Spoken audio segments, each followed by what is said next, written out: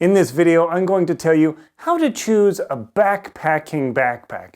I'm going to give you a bunch of different factors and considerations you want to think about when you're looking at your first backpack to going backpacking or your fifth backpack. As you can see, I've got a few backpacks here that I've used for various purposes over the years, and I'm going to go over the different points that you're going to want to consider when you choose a backpack for backpacking. The first and most important is how big is your backpack? Are you going to start with a really small 30 sort of liter backpack, or are you going to go up to the 70, 90, and 110 liter backpacks? What does that mean? Well, see this 1 liter bottle here? Right? That 1 liter bottle, that liter measurement is how many liters of, say, fluid or air or whatever will fit in these backpacks. That gives you an immediate range of knowing, okay, how big or small is a backpack. Consider that this Red Wing here, it's about 2,400 cubic inches, or about 30 liters. Compare that to this backpack, which is a SpeedPack 40. That is 40 liters. And you go up to this Arc'teryx here, that's a 75 liter backpack. Or my old gray, this thing is like 80, 90. That thing is huge. So that gives you an immediate scale of how big you need to go. Now, how many days and nights are you going to go for? If you're going from 1 to 3 days, or 1 to 3 nights, let's say, a 30 to 40 liter backpack is actually more than adequate. You don't need anything bigger than this. These things are way overkill. If you're at the store, oh, you're gonna need this huge thing. Forget it. And the reason is that the bigger the backpack, the heavier it is, the more you're hauling, the more space is in there, the more junk you're going to put in there. You don't want to do that. The next size up is if you're going from 3 to 5 to 6 days, you want to look at the 50 to 80 liter packs, which are in this range. Just to give you an idea, I've used this backpack to backpack the Golden Trout Wilderness. I did 80 miles in 3 nights, so 4 days. This backpack was more than adequate for that. Now note, if you have to carry a bare can, that's going to dramatically impact the size of your backpack. These two guys, which I have backpacked up to 35, 40 miles, they are going to be a real problem because the bare can, they're huge and they eat up a lot of space. So that is a consideration.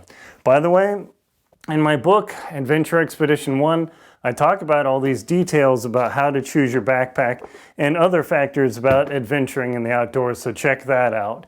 Links below in the description. But if you need to go on an extended expedition, like going on Denali or something, you're going to need a big backpack because you're going to need to haul that gear up from 14,000 feet to 17,000 feet.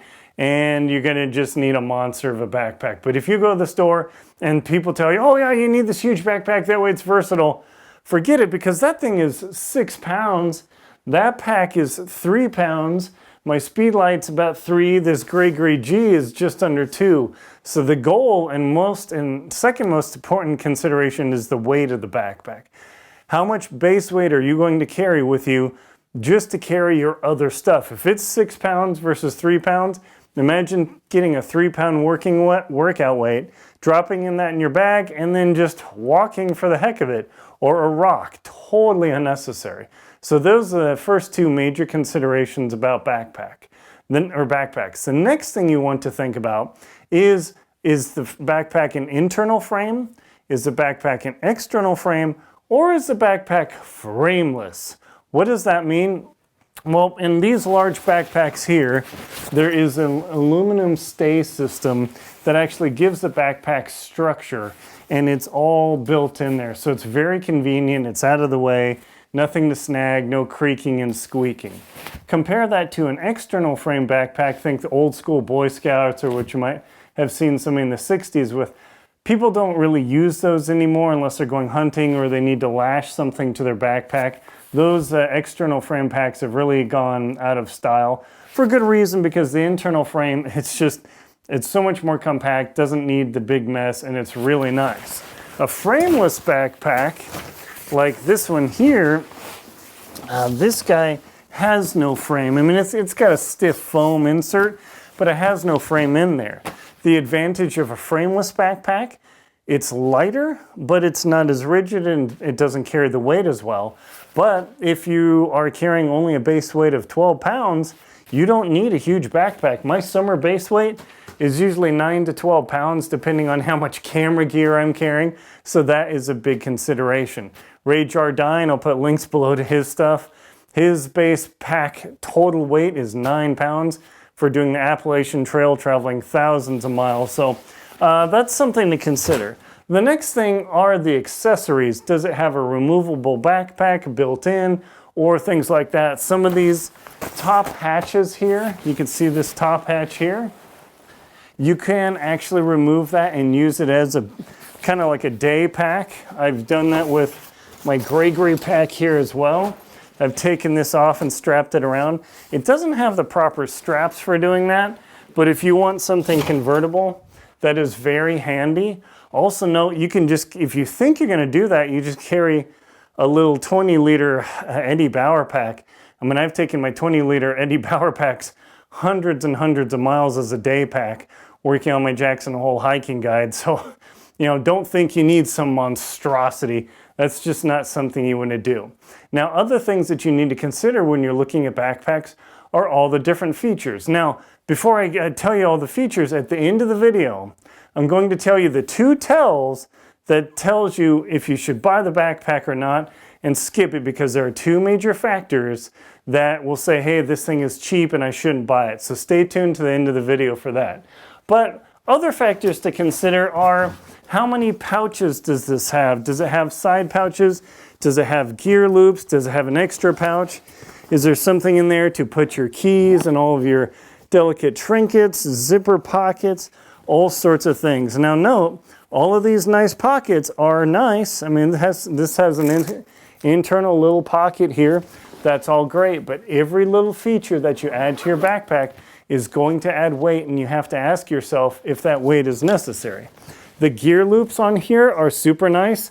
They're really sexy, but honestly, in the 20 years I've been doing stuff, I've never used these. I mean, yeah, I go climbing and all that with it, but I just don't like clipping on stuff because it clatters around. This is just me.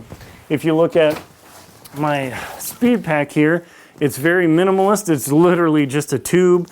It does have clips for my ice axes and crampons, rope straps, and the bottom here is pretty nice. It's got more features for that.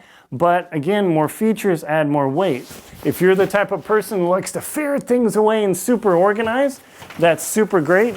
Just note that that's going to add extra weight to your backpack. If you need to get to things constantly, but you just have the big tube, that is a factor because you're always having to dig through that. You got to really consider that. Also, if you're the person that likes a camelback or platypus style of hydration bladders in the backpack, does your backpack not have them? Like this guy literally has a little slot here where I can drop a big hydration tube in here, or a hydration pack, and then out of the back, the tube can come out so I can have my hydration pack in there, or my hydration, I guess, bladder, and it's super handy. I used to use hydration bladders, but I always drop the thing in the dirt once I set my backpack down, so I've just gone with super cheap bottles. Again, talk about that in here of what to use, what not to use, the trades and pluses and minuses. Does it work for you? So that's something to consider too. Does your backpack come with a rain cover? Most backpacks will offer that as an additional feature for an additional 35 to 75 bucks. Check out my link below to my other video talking about how to waterproof your backpack. Really consider if you need to spend that kind of money. If you got the coin, sweet, go for it and do it. But, you got to really, really think about that. The next and third, super important thing about backpacks, not just the volume, how many liters it carries, and the style and all those other factors, is how big is the backpack. You need to measure from the top of your shoulder, which is your C7 vertebrae here, down to your hips. Get someone to help you with that measurement. It's a little awkward to do yourself. If you're a total loner, well, stick it on the wall, you'll figure it out. And that's the way to size your backpack. I tend to get my backpacks a little extra large because I'm long in the torso, Plus, I can always adjust them so I can carry a little bit more. But if the backpack is too small, it starts crunching on your shoulders. That's misery. Check out links below to my video on how to size and wear your backpack properly. Most all the stores that I've gone into have told me the wrong way to do it. I've tried it, it's miserable. Check my way out. It will make your life much, much better. And another consideration to look at is, see, where is it here? Ventilation. A lot of times if you just have a flat tube backpack, like my speed pack here, it doesn't have a lot of ventilation. And what does ventilation mean? When your backpack is against your back, is there any airflow there? If there's no airflow, you're going to get a steamy, wet back, in which, unless you're into steamy, wet backs, that's kind of miserable.